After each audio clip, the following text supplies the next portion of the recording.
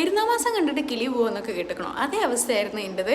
First ടൈമാണ് പെരുന്നാമാസം കണ്ടിട്ട് ഇത്രയും ഞാൻ എക്സൈറ്റഡ് ആവുന്നത്. പേഷ്യൻ്റ് അവിടെ ഉണ്ടായിട്ട് പോലും ഞാൻ തുള്ളിച്ചാടായിരുന്നു. കാരണം വീട്ടിൽ പോവാമല്ലോ എന്നുള്ളൊരു മൈൻഡ് സെറ്റിൽ എൻ്റെ ചാട്ടം കണ്ടിട്ടാണ് ഇവരെല്ലാവരും ചിരിക്കുന്നത് കേട്ടോ.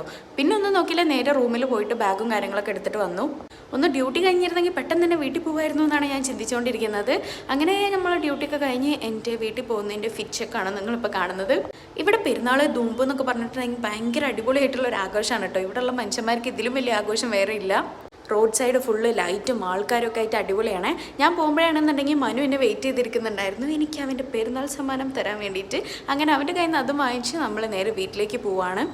എല്ലാ വർഷവും വീട്ടിൽ നിന്ന് പെരുന്നാൾ മാസം കാണുന്നതുകൊണ്ട് തന്നെ ഇത്രയും എക്സൈറ്റ്മെൻറ്റ് എനിക്ക് ഉണ്ടായിട്ടില്ല. പക്ഷേ ഈ വർഷം എനിക്ക് ഭയങ്കര എക്സൈറ്റ്മെൻ്റ് ആയിരുന്നു.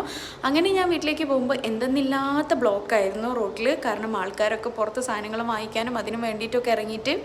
ട്രെയിൻ ആണെന്നുണ്ടെങ്കിൽ റെയിൽവേയിൽ എത്താനും ആയിട്ടുണ്ടായിരുന്നു. ഞാൻ എത്തുമോ ഇല്ലേ, ട്രെയിൻ കിട്ടുമോ എന്നുള്ള പേടിയായിരുന്നു. പിന്നെ എനിക്ക് ഞാൻ റെയിൽവേയിൽ എത്തുന്നതിൻ്റെ മുന്നേ തന്നെ ട്രെയിൻ അവിടെ എത്തിയിട്ടുണ്ടായിരുന്നു. പിന്നെ ഒന്നും നോക്കിയില്ല, കണ്ണും പൂട്ടി ഓടിക്കേറി.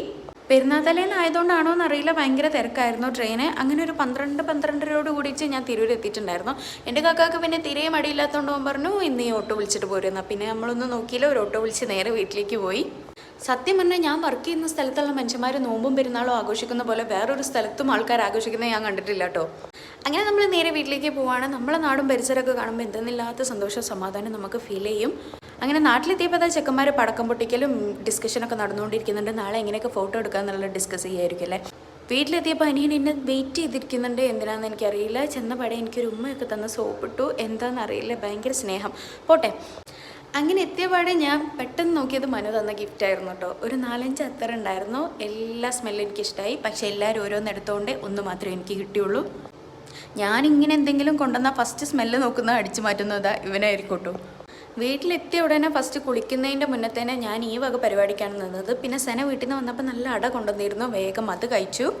അങ്ങനെ അതൊക്കെ കഴിഞ്ഞ് കുളിയൊക്കെ കഴിഞ്ഞ് വന്നപ്പോൾ ഇതാ ഒരാളിവിടെ വീഡിയോ കോൾ ചെയ്യുന്നുണ്ട്. ഡാഡിയാണ്.